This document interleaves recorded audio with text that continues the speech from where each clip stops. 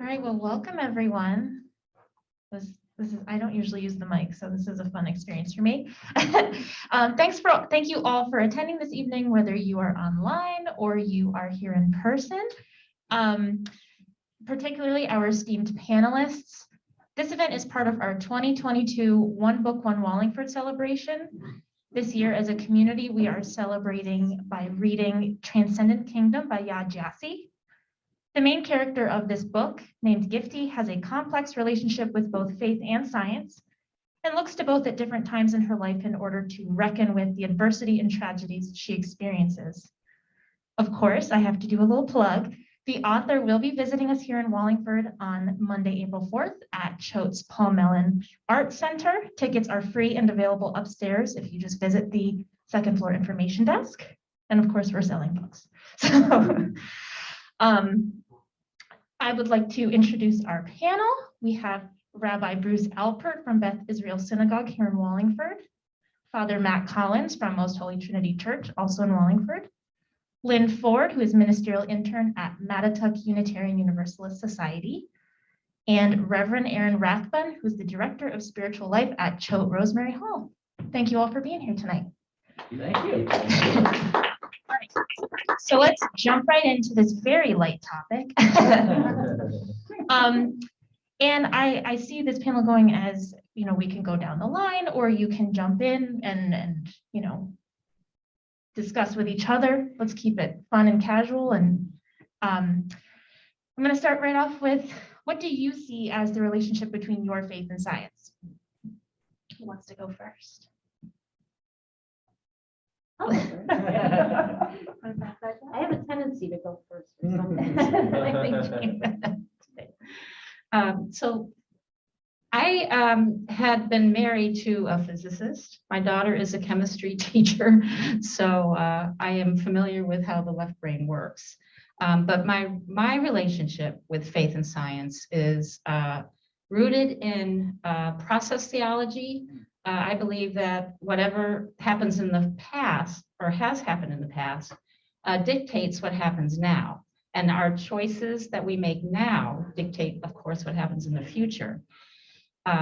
So how does this relate to science? Well, my personal theology, because I'm an energy healer. And to me, my theology, in process theology, the word God is used quite often. If you substitute the word God for energy, that's me.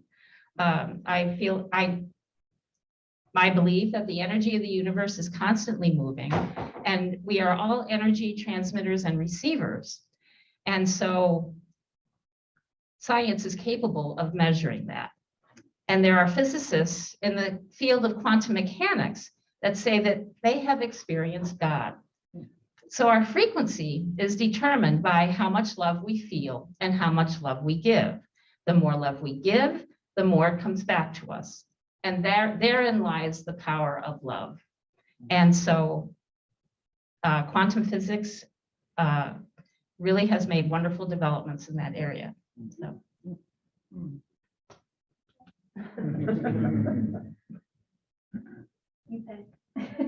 Oh, would you like Yes. Oh, excuse me. Hello.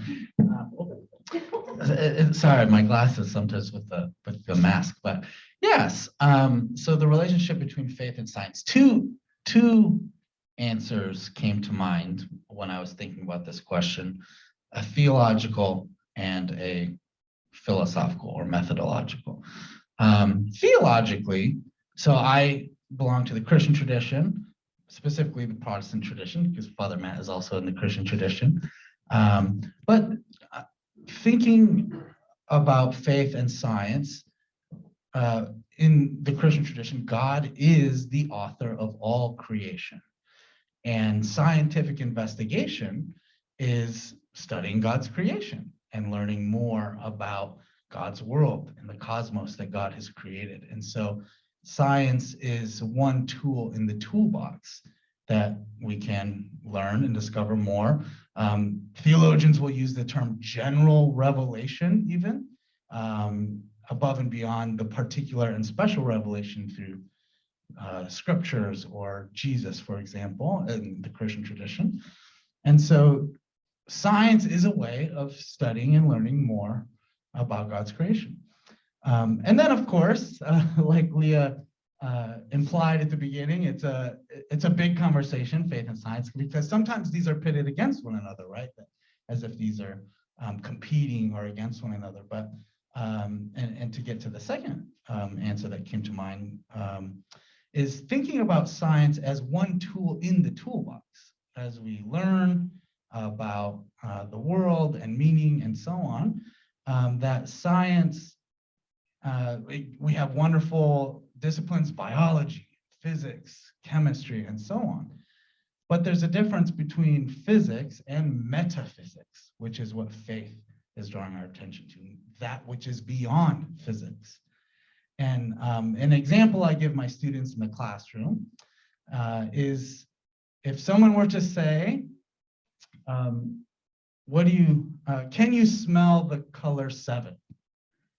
And after a giggle or two, I said, what's wrong with this question? And of course, you cannot smell a color. And even if you could, 7 isn't a color, right? These are categorical errors. You've mixed the wrong categories here. And similarly, faith and science, it's not that they're incompatible. They're different tools, and they're answering different questions, and so on. So, yeah.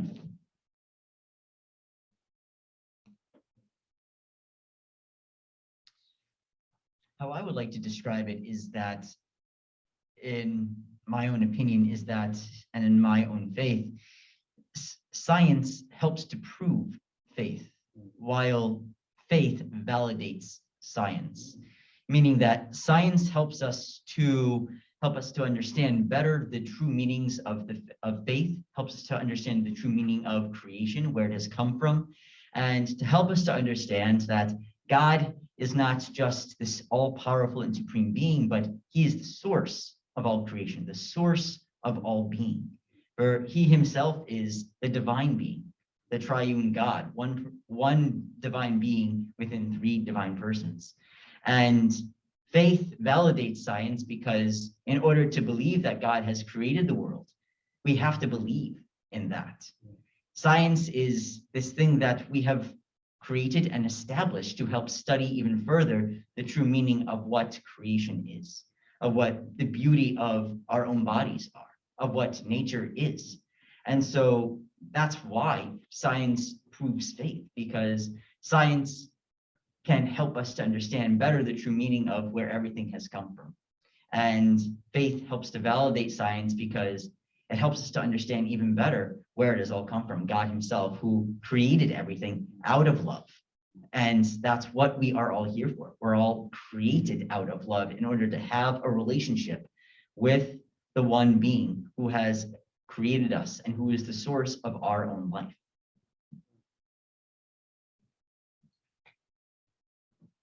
Appreciate all the comments that my colleagues have made up here, and I also appreciate the opportunity to be here this evening. Let me start by talking about this in relationship to Judaism.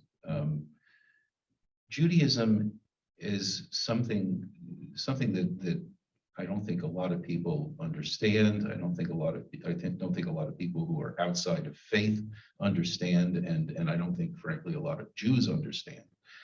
Judaism is not a fundamentalist religion.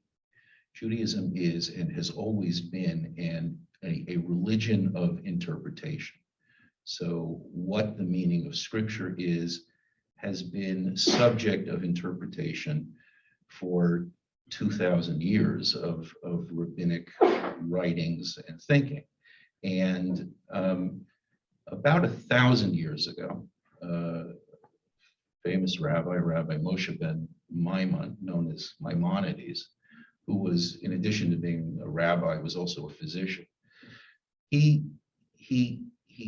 propounded the idea that is widely accepted that when there is a conflict between what we know about nature and what our tradition teaches about our understanding of the Bible, then it is our understanding of the Bible that has to give way.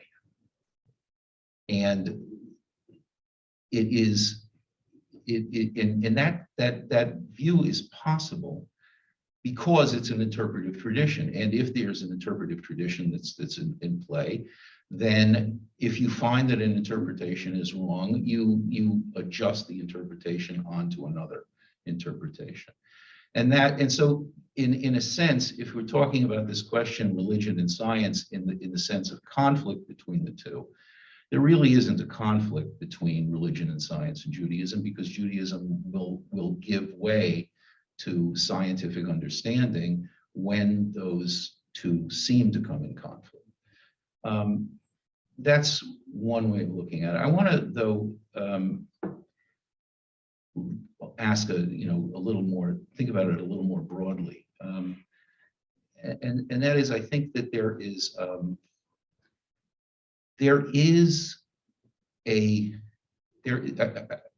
really is a conflict between the two, and I think it's not really so much a conflict between religion and science as it is a conflict between religion and secularism.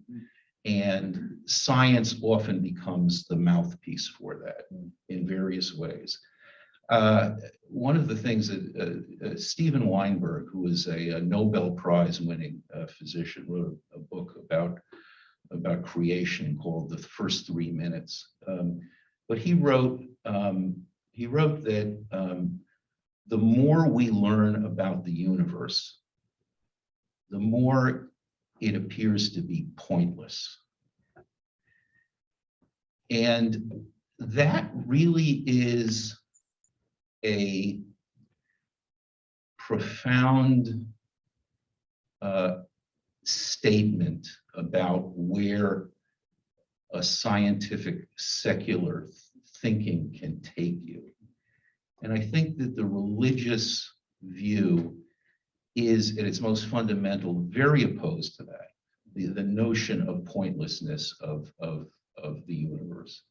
And I think that often what we talk about when we're talking about religion versus science, the conflict between the two, what we're really talking about is this really fundamental question about whether there is a purpose to our lives and whether there is a point to the created world in which we live. And I think that my colleagues have spoken really quite beautifully about science unearthing, unearthing is a weird, interesting word, that the intricacy and the beauty behind what we all of us, I think here, believe is a purposeful world in which we inhabit, in which we have a purpose to.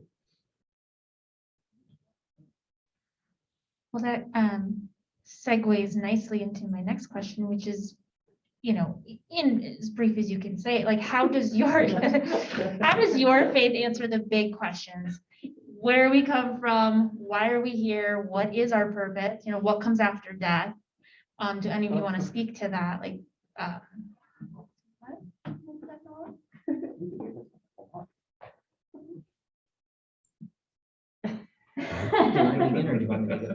It's okay, whatever. Okay. You go. I usually do ladies first, but so from the Catholic perspective, we need to go back to the very beginnings of Scripture, which is Genesis chapter 1 to Genesis chapter 3. And it begins by saying, in the beginning was the Word. It was God who was in the beginning. And as I said before, God is the source of all being. He's not one who has just sneezed and then everything just magically had appeared. The sneeze theory, as some atheists would call it. But we have to refer back to that because it's out of his own divine being. It's out of his own divine gift of wanting to create. He didn't have to create. It's not necessary for him to create, but he wanted to create because he wanted to have something to love. He can love himself because he is the triune God. The three persons in the divine Trinity, the Father, Son, the Holy Spirit, need to love each other. But he wants to share that love. And he wanted something to create in order for that love to be shared and for something else to love him back. And so that's why God has created us. He's created us in order for us to be loved and to love him, to have a relationship with one another, to understand one another as to where we come from, the origins of our lives, which date all the way back to Genesis chapter 1 and Genesis chapter 2, where it speaks of Adam and Eve, our first parents, who in Genesis chapter 3 fell from the earth into sin, which separated us from God. But it's because of God's omnipotence. It's because of God's being and him willing us, his desire for us to be created, that has allowed for us to be here on this earth. We're not people who can just continue to create. We are not creators ourselves. We have only one creator, and that's God. We are the ones who make. We can make things. We just can't create them.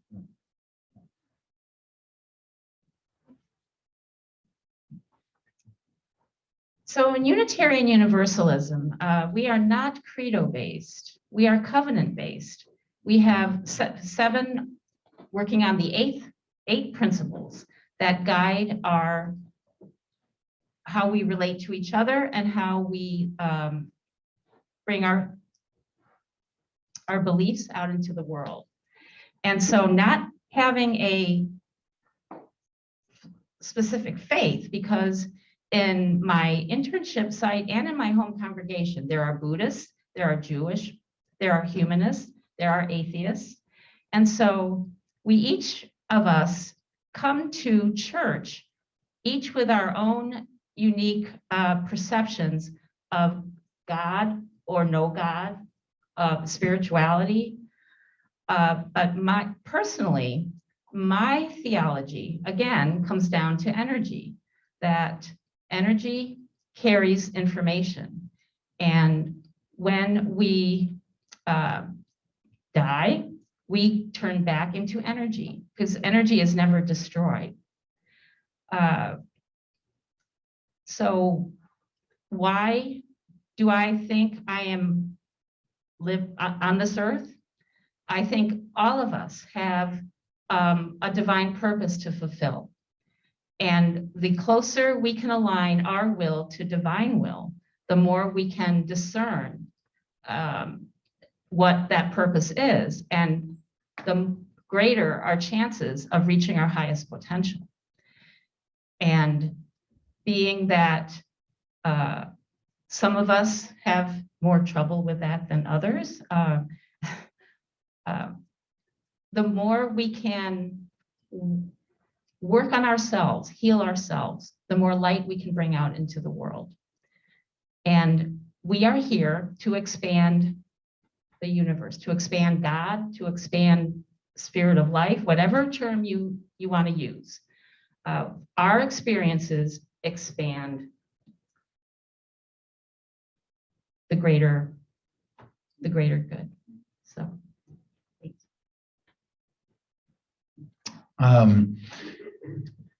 So there's 3 questions packed into this one, right? But for the first piece, as far as where do we come from, very comparable sentiments that Father Matt sharing the Christian tradition.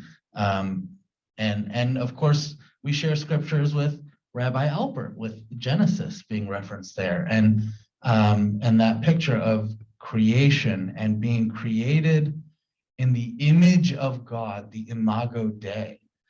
And that gets to, so A, where do we come from? Of course, as far as the topic of the conversation tonight, faith and science, the how, nuts and bolts questions, there's different views as far as the sneeze theory of instant creation, there's 6-day creationism, there's theistic evolution, right? There's all kinds of models, but metaphysically speaking, it's about communion and fellowship with God, and the being in the image of God, being created to be in communion with God, and that question, why we exist, why do we exist? So I mentioned or I think I mentioned, I belong to the Reformed tradition, and in the Reformed tradition, as Lynn mentioned a moment ago, different traditions are credo-based, covenant-based, and so going all the way back to the ancient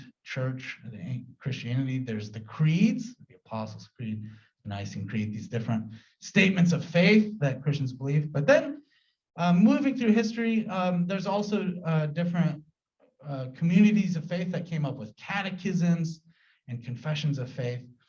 And in my tradition, in the Reformed tradition, there's the Westminster Confession of Faith.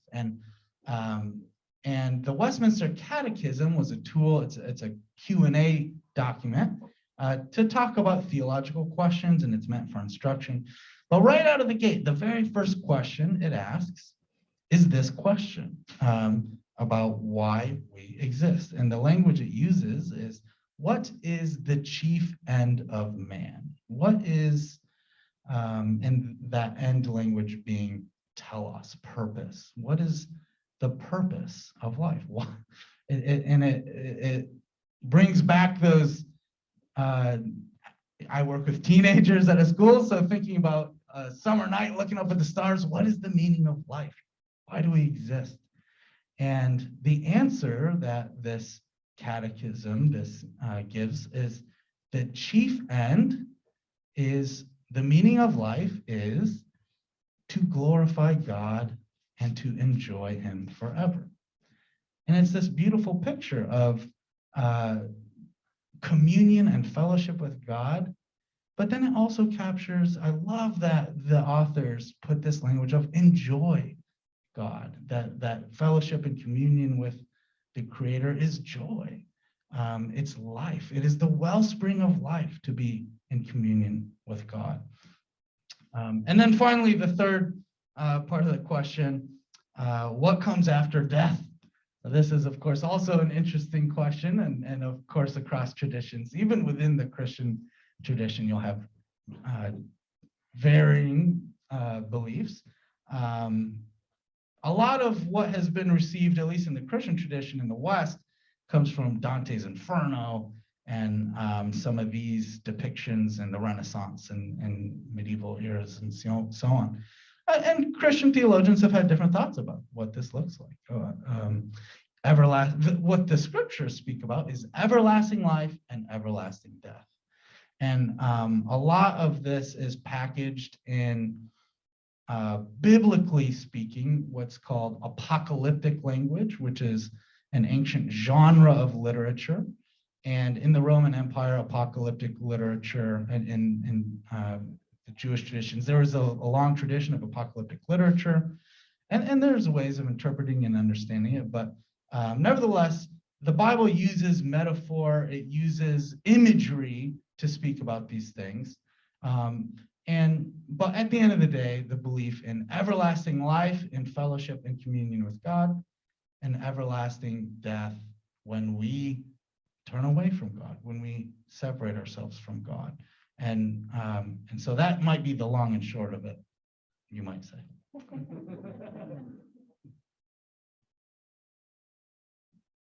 So remind me, there was. I mean, you don't have to answer all, but like. No, that's the one, that's the one. Yes. Where we come from, why we exist, what happens, what comes after death. See, what interested me about that question, and I really wish, I hope there's like a scientist out there, either out there or in there somewhere, who will stop me from what or correct me from what I'm about to say. What I found interesting is that you term these the big questions, because I'm not sure that from a scientific perspective, these are even questions at all, because they are not, you can't experiment on them. You can't, there's no observations that you can make of them. They aren't scientific questions. So I'm not sure whether a scientist would even validate what you were calling big questions as legitimate questions. I guess the answer would be nothing. But that sort of gets to it, is the idea that we would term these big questions And I think that gets to really the essence of what, you know, the issue that's going on here. I mean, I assume the scientists would probably have an answer to where we came from. But the other two, I'm sure, I don't know that there would be anything that would answer that. I wanted to say that as I was listening to Father Matt, I was like, yeah, I can. I was all in with you on love. You lost me on sin, but I was with you. I was exactly. We talked about that after. I was with you up until that. Because I think that is really the essence of what of the Jewish answer to that question as well.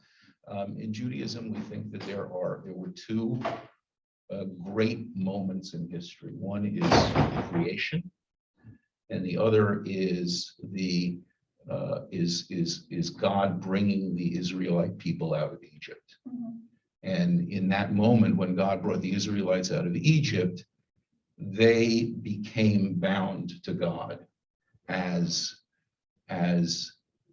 God's chosen people, and chosen to do what? Chosen in essence to be associated with God in creation, partners with God in creation. There's a Jewish teaching, I say it in my prayers every morning, that God makes the world anew every single day. And we then become partners in that work. Why? I would associate the answer with what Father Matt said, with the notion of love. That in its essence, the act of creation is an act of love, and we then become the not just the partners, but also the ones who can articulate the notion, or at least give people the beginnings of how they themselves can articulate the notion that creation is an act of love. So. I got it. So this is bringing up a lot of feelings for me. So for context, I wrote these questions, obviously. And one of the reasons I wanted to moderate this personally instead of having someone else do it is because so I was raised Unitarian Universalist, but I never really had a relationship with God or a higher power. And something, especially during the past 2 years, that and even since 2016, which was, you know, difficult for me personally. Something I've grappled with is, what can I rely on to find comfort and answers? Because I never had a faith to rely on, and I envy that. You know, I think that that's beautiful. I just can't get to that point. Like, there's something within me that keeps me from having a faith. Not like I was raised horribly or anything. You know, part of the UU tradition of your entire schooling, your religious education, is learning about every other religion there is, pretty much, even like Jainism, which is a little rare. So that's where that's coming from, and that's part of my, you know, what ways do people find comfort in faith versus science? Or like, again, especially with the last 2 years, we've been up and down and all over the place. I think, you know, I had a question: has COVID-19 changed the discourse around faith and science? And if so, how? Because it all ties in together from where I'm coming from and that mindset that I was in when I wrote these questions. So that was a babbling, but hopefully you can speak to that a little bit.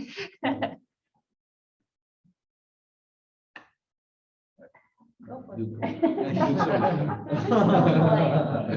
This isn't polite. This is vamping for Passing time. the buck. You're ready to cruise a sailing home. Yeah. Anyways, I think it actually also, I think with this question about how COVID-19 has impacted faith and science actually refers back to, I believe, what Rabbi said at the very beginning, where he said that faith, it's in conflict with science because of secularism. And just talking to my counterparts over here, we have realized that as a church, as the Catholic Church, we have realized that people have looked at COVID-19 and have listened to whatever the culture is, whatever everyone else has been saying within the culture as to what COVID-19 is. And they're not, and there are too many scientists out there putting their hands in the same pot, trying to figure out what this is, and having one person say this and then one person say that, and confusing the entire world and having us, in a way, become separate from what has been created and what has been made. People think that with COVID-19, this is something bad and God has created this bad thing, where we have to really take a step back and say, no, that God did not create this. He did not create this. This was a man-made virus. And we can't look to God and blame him for this, but we look to him for the solution. And that's where faith and science come together, because science can prove that this has been man-made. And our Holy Father, Pope Francis, at a summit in October, spoke of the fact that science and faith are impacted by culture, by politics, and by own public opinion. And what we need to do as a community of religious people at this table of interreligious dialogue, we need to help ourselves to understand what this is and what this has impacted within our own faith, and how this has impacted the faith of others, because at least within the Catholic Church, people are not coming to receive the sacraments. They're afraid of COVID. COVID has become more of an excuse than anything else. But it has been proven, like, we can't be afraid of something that is going to be sticking with us for the rest of our life.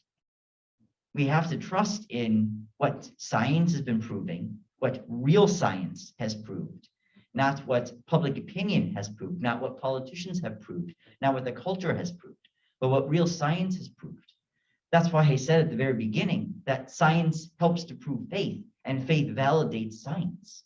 There are a number of things that, such as the swine flu, for example, we all could have put on masks for the swine flu if we wanted to. No, they didn't put masks for swine flu. They just gave us hand sanitizer to rub our hands with.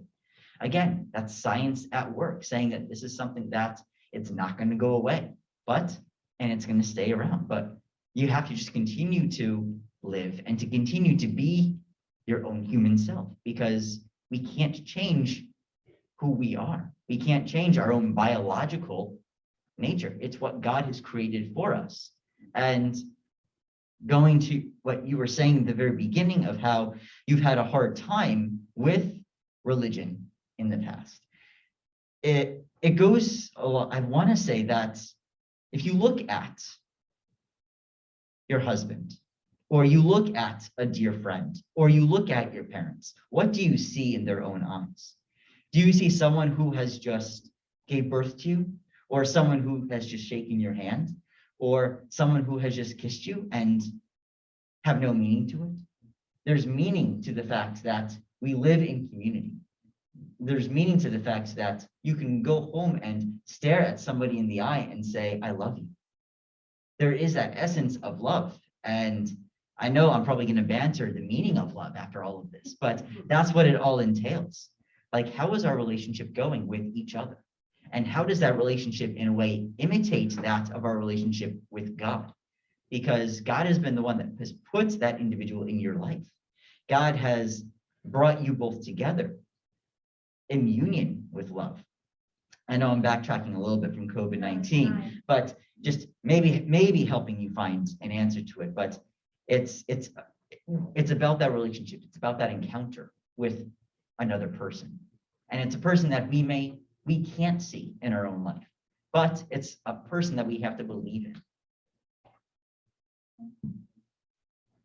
May Yes. I? Absolutely. Just to build on what Father Matt was talking about, Isaac Asimov in 1980 wrote that there is a cult of ignorance in the United States, and there always has been.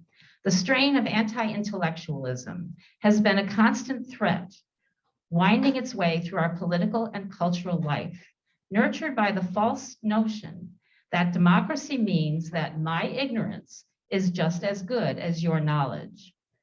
Consider all the hoaxes that have arisen about the pandemic. I have a friend of a friend who said that her political views didn't allow her to get vaccinated. I thought the COVID-19 virus was biological in nature, not political. So there's a war against science that has been going on for decades. And divisiveness now, as we know, is at an all-time high. So where does that leave us? That leaves us with our faith. And knowing that there's a deeper underlying spiritual truth to what is going on. And if you can discern, instead of looking at the surface and the chaos, because we are in an apocalypse, not to get pulled in and add to the cesspool of fear, but to step back and know that something larger than us is happening and that we are not doomed. I will also be piggybacking on themes from both of those, but yeah, it's interesting, right? Because so COVID-19, yeah, we've been in this malaise for the last 2 years, and unfortunately, yeah, faith communities have found themselves in a pinch with respect to this conversation and this disease, because it's highly transmissive. Worship communities haven't been able to gather, and then of course it's been politicized, right? It's become a partisan issue. It's become a political issue instead of a biological, which is a good way of putting it. And so, in principally speaking, just like we were talking about at the very first question, as far as what is the relationship with faith and science, principally speaking, my own tradition, Christianity, should be very pro-science, pro-learning about God's creation, pro-investigation, learning about medicines, learning about vaccines, learning about and administering medicines, and loving our neighbors, and wearing masks, and these types of things. But yes, it has become politicized. And thankfully, now that we do have these tools, we have vaccines, and of course, the new variants are still highly transmissive, but the mortality or lethality isn't as high, right? And so we're best case scenario, as Father Matt was gesturing toward, the goal is for it to reach endemic stage, where it's like the flu or the cold, and we have to treat it as a part of life. But at the beginning phases, it was very important for us in communities of faith to admonish and encourage folks to love your neighbors. Love your neighbors. We affirm science. Let's get vaccinated. Let's wear masks. Let's take care of those around us. And now we're kind of at an interesting point of the conversation where, to Father Matt's point, we are created to be in relationship with one another. We are created to be in communion with one another. And COVID has been isolating, right? It's been very, and we've been through some very divisive times. Our culture is already quite individualistic. And so there's this atomization of society, where we don't have things like the beauty of the public library, where we can come and gather together, right? Or congregations where we can come and gather together. Thinking back to Genesis again, the text when God creates the heavens and the earth, and he creates on day 1, he says, it is good. Day 2, it is good. Day 3, it is good. It's not until we finally do get to a point where God says something is not good. And thinking from memory, what am I thinking of? What is God? It is not good. Does anyone know? For man to be alone. It is not good. Someone knows their Bible. Amen.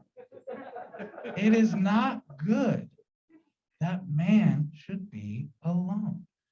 We are created to be in communion. We are created to be in fellowship. We are created to be in relationship. And so at the beginning of the pandemic, yes, it was very important. We need to get vaccinated. We need to wear a mask. We need to have social distancing. We maybe need to transition our faith gatherings online. Sure, fine, fair enough. We're now at the point where we also have to think about not only bodily health, because we have vaccines now, we have the virus has changed a bit now. We also have to think about our mental health and our spiritual health and our relational health and this holistic health and that relationship and community and moving back in that direction again. So I'm rambling. I had another thought in mind, but I'll pass the mic over to. Oh, we're gonna have questions at the end. So I might forget what I'm gonna ask though. But I'll pass it down to Rabbi. Thank you. I really don't have much to add. Everybody said they've spoken really quite beautifully about this. The only thing I would add is that when this all came about, I had a sense that this was a real test of religion, my congregants for the most part are not theologians. They approach their Judaism from a standpoint of this is the faith that they were born into, and this is what they practice and what they're used to in their world. So my initial response was really that we have to actually show that it matters, and the way to show that it matters is to, as best as possible, be there in each other's lives. So everything went on Zoom. Everything, the services went on Zoom, Torah study went on Zoom. I started calling members of my congregation on a regular basis just to know that we're still here and somebody is there and somebody cares and we care about you and what you were going through. So I really do think that that for most people, COVID didn't really raise either scientific issues or theological issues. Maybe it raised political issues, and that's too bad.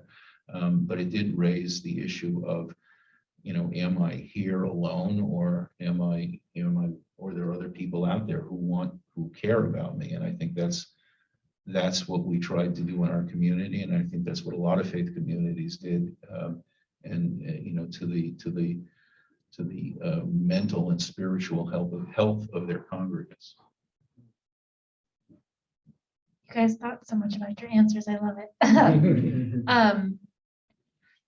So what's coming clear to me now is obviously I had this, and not that all faiths are monoliths, but I had this idea of what the relationship between faith and science was, because I'm not really a faithful person.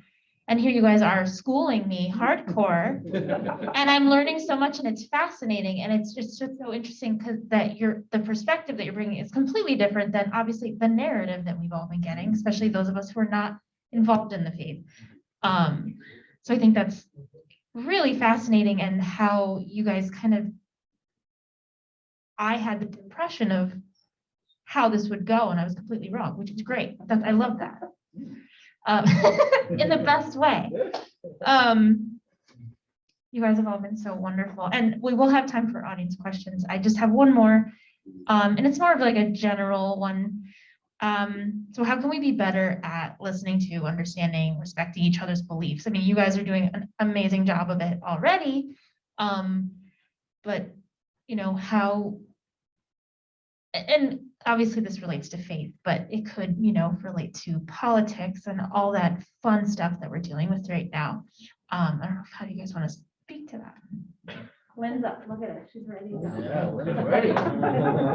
Thank you.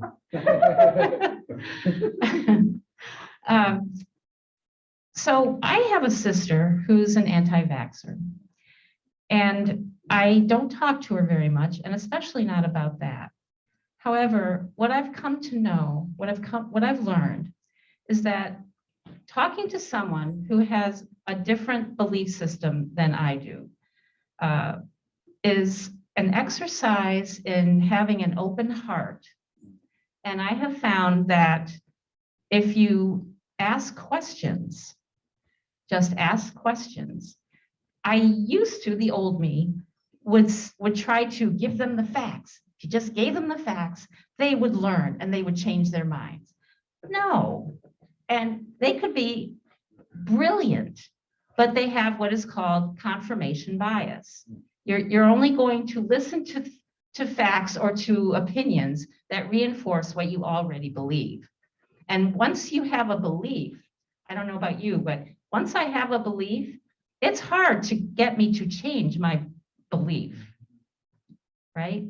So to listen with an open heart, to ask questions, to be curious, and to lose the need to be right. Bottom line. Thank you.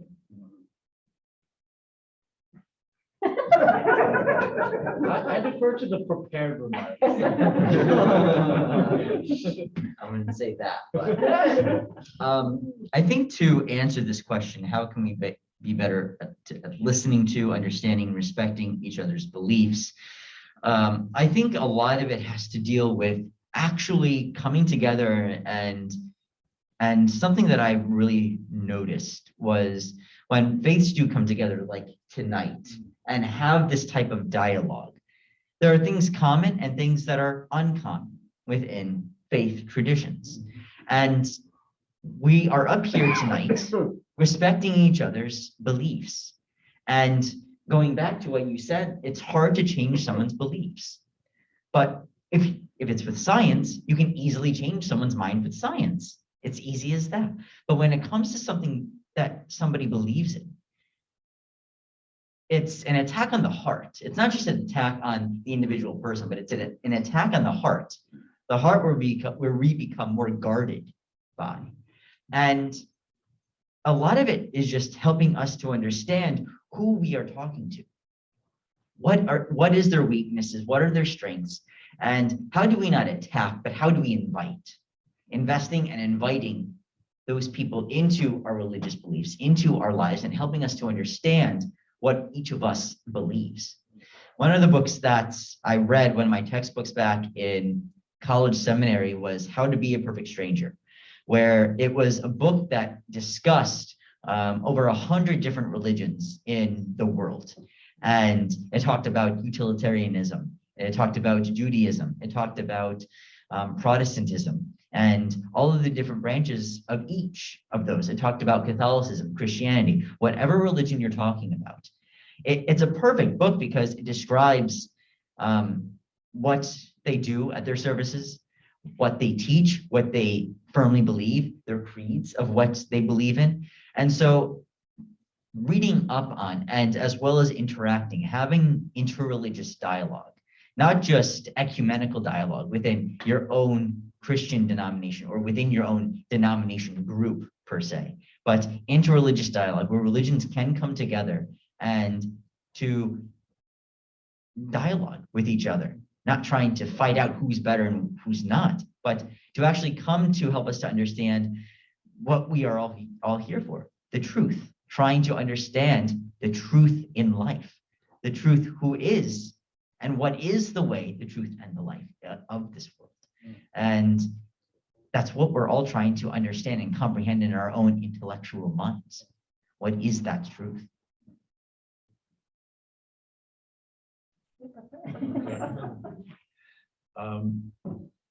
I don't think there's an easy answer to your question. I think that ultimately it is an issue of respect for differences, an understanding that you cannot impose your own will on someone else. There is the one thing that I think is and it's something that impacts me a lot, as I am often in these kinds of conversations the only Jew in the room, and that is that I don't think, and I'm going to incur the ire of many of my fellow rabbis, and what I'm about to say is, I don't think you promote getting along with other faiths by asking those people of those faiths to curb their beliefs in your presence. Right. I think that it's important for them to be able to express their truth in their way, in their moment, and not to try and impose a stripped down version for the sake of your own ego. I was once in a dialogue with a number of Christian ministers, and they wanted to end with a prayer, and one person, volunteered to offer the prayer, and just as he was about to do that, he kind of shot me a glance. And I knew what the glance was about. I mean, he wanted to end the prayer with the words, something in the name of Jesus Christ. And, there's a Jewish teaching that, accept any blessing that you can receive. If he wanted to offer that blessing in that name, then as far as I was concerned, please offer the blessing in that name, and I will accept any blessing that comes my way. And I think that's I really believe that is the best way to encourage that kind of dialogue. That's a perfect theme to piggyback on, because in my ministerial role at Choate, we have a whole team of chaplains with different traditions represented. And that's exactly right. I would agree with that very deeply, that the goal should not be to water down any given tradition or religion to any kind of lowest common denominator, but instead to have that pluralist sensibility where folks can dive into the deep end of their given tradition. And there are, of course, we have different beliefs, but then there's also our ethics, right? And I think for me, the answer comes to a sentiment that Father Matt also shared earlier about love, keeping love at the center. And I am fortunate to teach a world religions class. And while there are varying different beliefs about the nature of transcendence and deities and doctrines and these types of things across different traditions, when it comes to ethics, there's quite a lot of overlap. There's quite a lot. We need to love our neighbor. We need to do right by one another. We need to make sure the world is a good and sustainable and healthy place to be. And those shared ethics, I think, are gargantuan, that sentiment of love, keeping love at the center. And then that idea earlier mentioned about the image of God, seeing conversation partners, even across differences, seeing the image of God in them, seeing them how, even according to your own tradition, what does your given tradition believe about human beings? And that prevents us from demonizing one another, from othering one another. And so in my own tradition, to look at someone and say, how does Jesus look at this person and treat this person? And when we read the Gospels, it's with love, it's with embrace. It's and so taking that posture, even amidst differences, disagreement, and having a conversation, leading with love, leading with grace.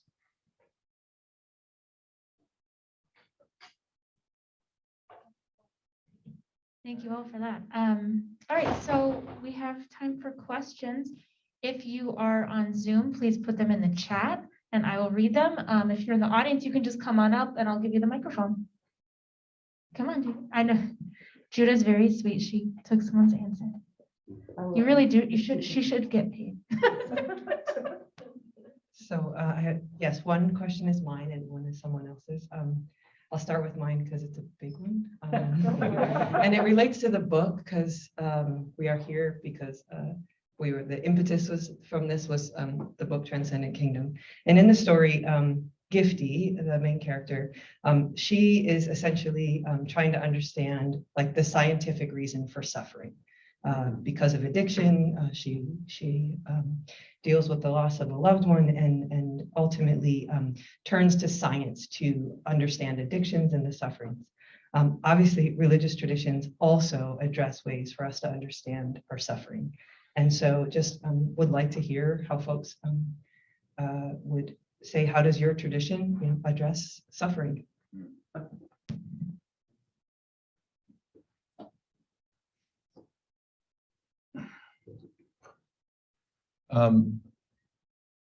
Suffering is a inevitable element of life, and the way we address it is through community, is through being there for other people while they are suffering, and to know that, understand that presence. One of the things that, of course, death, of course, is the great moment of suffering. It's interesting that we, in Judaism, we have a lot of rites, not rights, but customs around death. And one of them is this custom of Shiva, which is that somebody who's in mourning spends the first 7 days in their own home, and the community comes to them. In other words, the person who has suffered a loss, their home becomes the center of the community. The synagogue stops being the center of the community. Their home becomes the center of the community for that 7-day period. But an interesting thing is, even in that 7 days, the first 3 days of that 7 days is considered a day of wailing. A day, and it goes back to the book of Job, because in the book of Job, Job's comforters come and they spend 3 days with him, and they don't say a word to him in those 3 days. And we learn from that these are these 3 days where there is nothing to do other than to wail. There is no comfort that can be offered. All you can do is be there for the person. So I think that first and foremost in Judaism is the idea that we are there for you as a community. We are there as people who know suffering and will be present through that for you, because in the end, over a period of the 7 days, over a period of the first 30 days after a loss, over the period of the first year after a loss, you are going to have to reintegrate yourself back into life, piece by piece, step by step, and the community will be there for you all the way through for that. So I think that's the main response.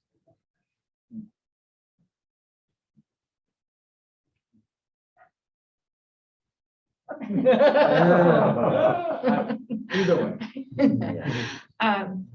So in our Unitarian Universalist service, we have a portion of our service devoted to joys and sorrows. And so a congregant can come up and light a candle and express what's in their hearts.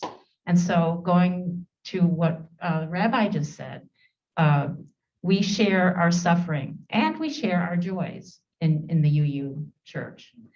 There was a book that I had years ago titled, "Why Do Bad Things Happen to Good People?" Because therein lies the question. And many people have lost their faith because of, especially can we think of the Nazi concentration camps? How could God allow something like that to happen?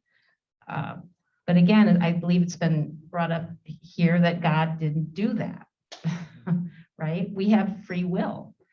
And yes, there is suffering. And so if you have a support system around you, community and love will get you through.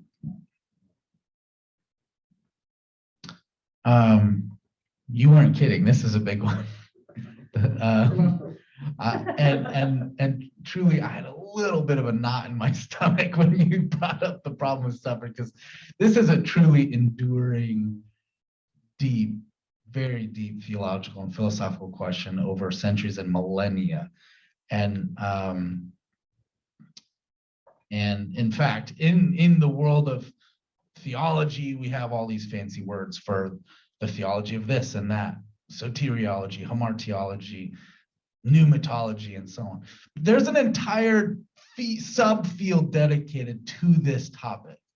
And the word for this is theodicy, and the long discourse surrounding how do we make sense of a world where we believe in a purportedly good God and a purportedly all-powerful God, when we nevertheless live in a world where we see what appears to be such gratuitous and excess of suffering. And Christians have wrestled with this for a long time. Different traditions have wrestled with this for a long time. And different answers will try to take one of those different forks of the dilemma. And so some answers will say, well, maybe God's not good. The French philosopher René Descartes said, maybe, yes, there is an all-powerful deity, but what if this all-powerful deity is malevolent? Or what if maybe that's just part of the puzzle here? That's usually not one that people stick with for very long. It's not very savory. But then there's this other rule. Well, all-powerful, is God all-powerful? There is this sentiment of free will. And some folks will go down that road and say, yeah, look, God has created us to make choices, and we introduce suffering into the world, and God's not in control. And that one is also, it can be a mixed bag of comfort, at least.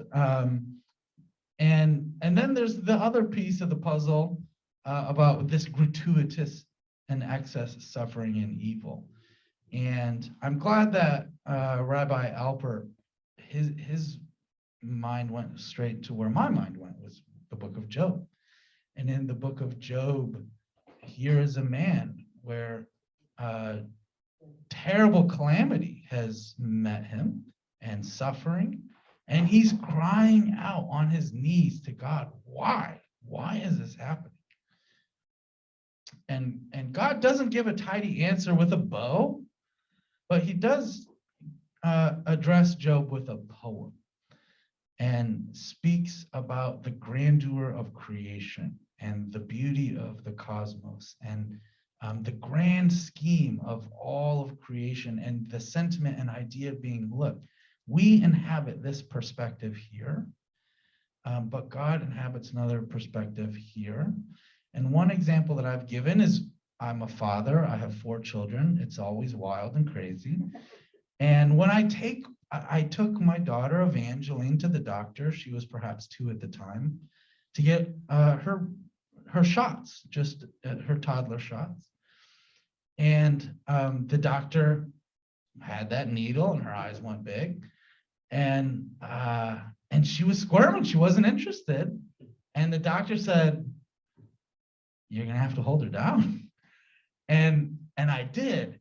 And she looked at me with this look in her eye, like, okay, Dad, I get the doctor with this shot, but you, Dad, you're doing this to me? Like, what? And but I love her, right? I love her and I care about her, and I have a perspective that I can see that's different than her perspective. And there's pain and suffering here, but I ultimately care for her flourishing. And it's something like that, you might say, that in Job's poem, he doesn't give a tidy answer. And I'm rambling, but I'll end with this. For the Christian tradition, when it comes to suffering, God sees the suffering and he enters into it. And the celebration of Christmas is the celebration of the birth of Jesus, of God coming to be in the world, to enter into the world, to redeem the world, to heal the world. And so the life of Jesus is a life of being with the wounded, of being with the hurt, and bringing healing and wholeness to that. And not only does Jesus see our suffering and enter into our suffering, but Jesus himself experiences and takes on that suffering on the cross. And Jesus himself experiences that woundedness, that suffering to the point of death. And then, of course, death doesn't have the last word, that there is nevertheless resurrection and wholeness again and healing again and everlasting life. And so, yes, suffering, but it's not the final word, that God has the final say. To actually go off of that, because that was beautifully said on how you say that God enters into the suffering. I want to say that suffering is, although we see it as something detrimental, something painful, something that hurts, suffering is also seen as a remedy. Say for instance, and I use this example with as much prudence as I need to say for instance, 9/11. There was a lot of suffering at that moment. And yes, during that time, as the country was healing from that moment, everybody, what did most people do? They went to church, they went to the synagogue, they went to their own denominations to pray, to ask questions and to get answers. And we don't have all of the answers as to why God allows suffering. But it's what Reverend Aaron just said. God enters into that suffering to transform it. From Christmas, from the birth of Christ, to come in to heal that suffering, to God himself suffering for us on a cross. He entered into that suffering, gave himself that suffering in order for us to be healed, in order for us to be remedied. And that's, I think, how we need to look at suffering, not something that's bad. In our own human mind, we think that suffering is bad. And yes, we can think that because it does hurt. It is painful, but it's also a remedy. What is this suffering teaching us? How is it helping us to get closer to the one who has created us and the one who loves us?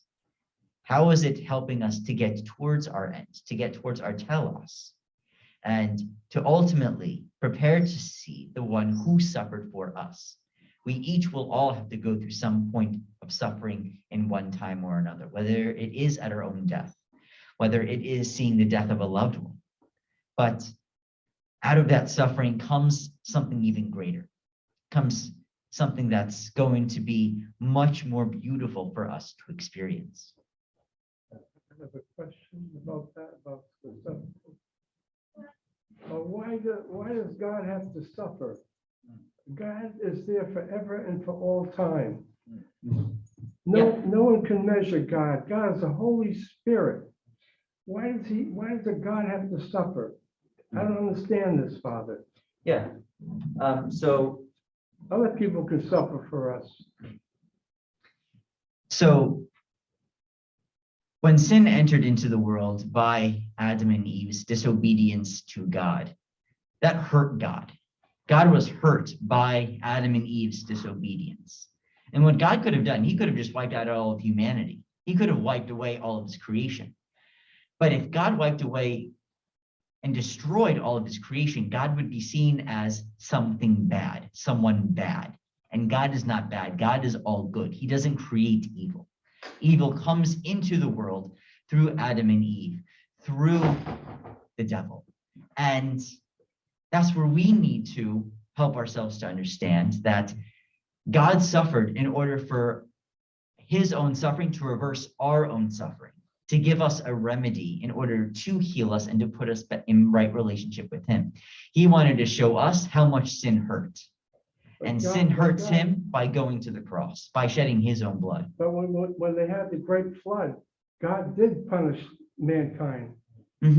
Yes, God did punish mankind, to but he didn't destroy all mankind. No.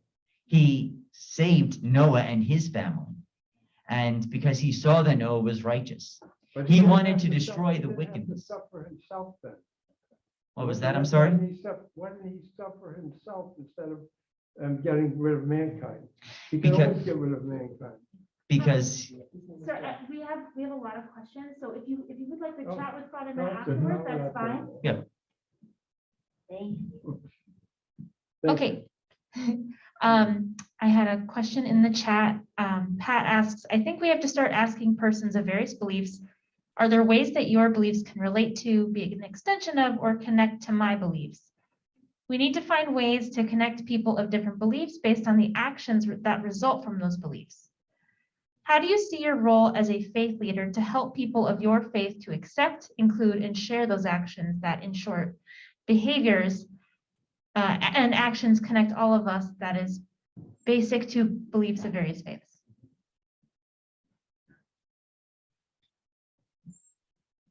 I think Reverend Aaron made the point before that on an ethical level, we have a whole lot in common, and I think there's a reason why they refer to Judeo-Christian ethics.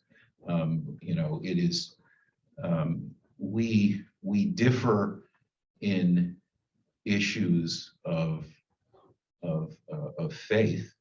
We issue in issues of belief, but in fundamental issues of ethical behavior, we share virtually everything, and we share the most fundamental teaching, which is that human beings are created in God's image, and therefore there is a sanctity that attaches to human life.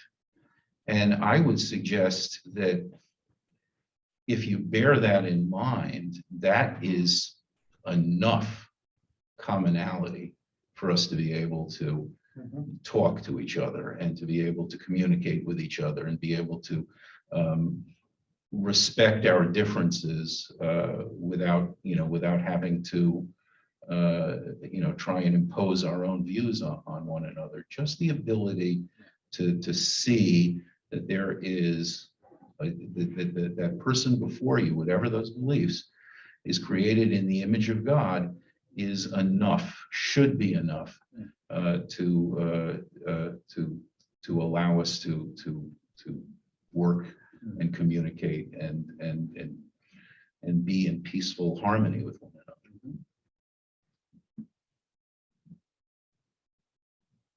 Oh, I'm sorry. I agree. I like Choate. Good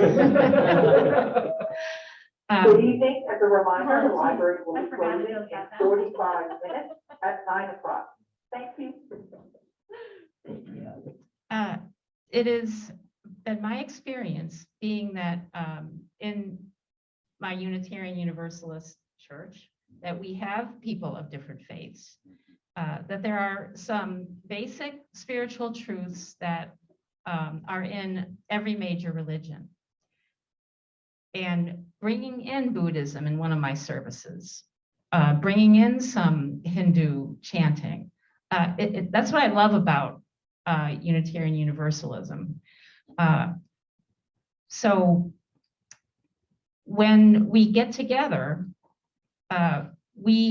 it behooves us to not only know the commonalities, but I think it's also important to honor the cultural differences. Because if you are thinking that everyone is the same, you are not honoring those cultural differences, and you really can't establish meaningful relationships without having some intercultural competency, without an ability to relate to different people of different cultures in a meaningful way. I also agree with my colleagues. We had one more question, and then we'll wrap up. Jack's question, I think, relates in a way to what was already discussed, but I'm just trying to understand. Early on, it was talking about COVID-19 being something that was created by people. And so, and it has this very detrimental purpose, which is ultimately people are dying from it. So just trying to understand from his perspective, he was wondering why scientists created this, but perhaps even from a faith perspective, how we help folks to understand humans creating things that harm humans. Yeah.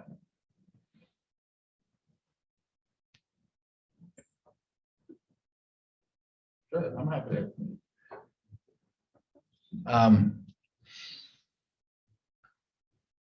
My brain is going to St. Augustine, and thinking about goodness and evil, St. Augustine makes the point that evil is not a thing. It is a lack of goodness.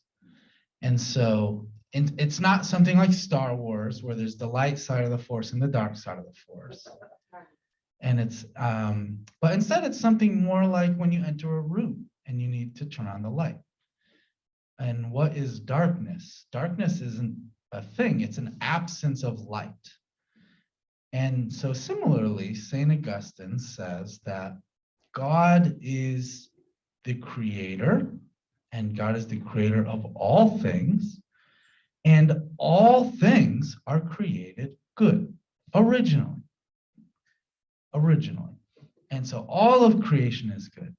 And then, as has been mentioned, that original Genesis story of humanity rebelling against God, turning away from God, and introducing, God says this is what's good for me, but I think I know better than God what's good for me. I'm going to go this way instead. And that introduces this idea of, quote, evil, which for St. Augustine is, it is a corruption of that which is good. So evil is always parasitic upon that which is good. It is always a deviation of that which is good. And we can think of all manner of different things. Whenever we think of injury and hurt and woundedness, it's a deviation of wholeness and goodness and what is right. Even at the biological level, if I get a cut on my finger, it is a break from my finger being whole and right. And C.S. Lewis writes about this as well. But so to this point, and this gets to themes around suffering and evil, and it gets to themes earlier about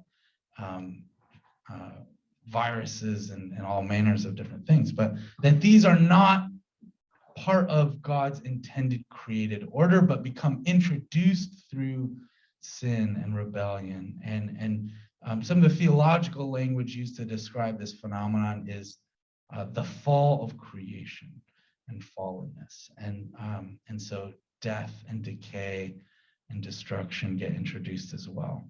And we read about this in Genesis 3 and thereafter.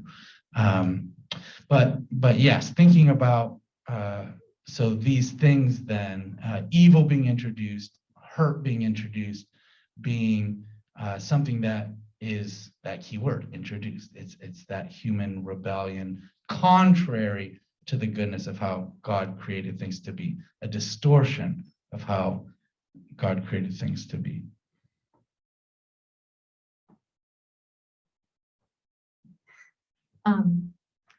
So building on what you said, my belief is that COVID has arisen out of our mistreatment of this planet, that we are overpopulating, we are destroying, we are all for the sake of greed or power or whatever. So to me, it boils down to a lack of a severe imbalance in how we treat the planet we live on. And actually going off of that, I would even say, and again, I say this with as much prudence as possible, but an abuse of creation. If God has created all things good, why do we have to be the ones that mess it up and invite evil into the world? Why do we have to be the ones that allow for a distorted creation that's going to destroy other creatures along with it? What's the point in all of that?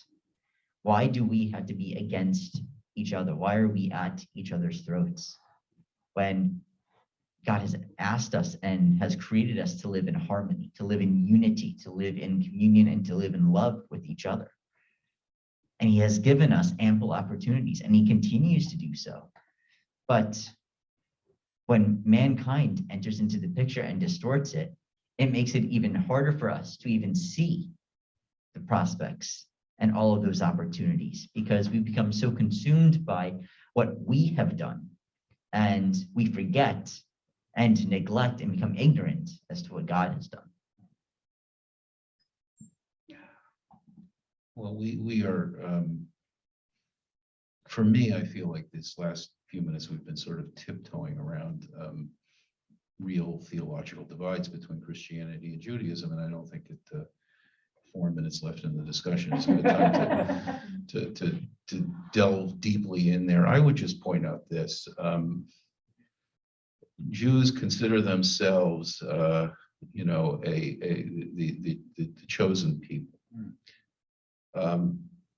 In the Torah, we are described as an am kashay orif, which means we are a stiff-necked people. And the truth is we're both. And we live in the ambiguity of being both.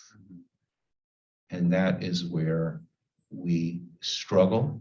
That is where we struggle to find God. That is where we struggle to find our own responsibilities in the world, is in that divide between being a holy people, being a chosen people, being God's partners in creation, and being a stiff-necked people who is constantly in rebellion against that mission. That's where we live, and that's where we try and make sense of it.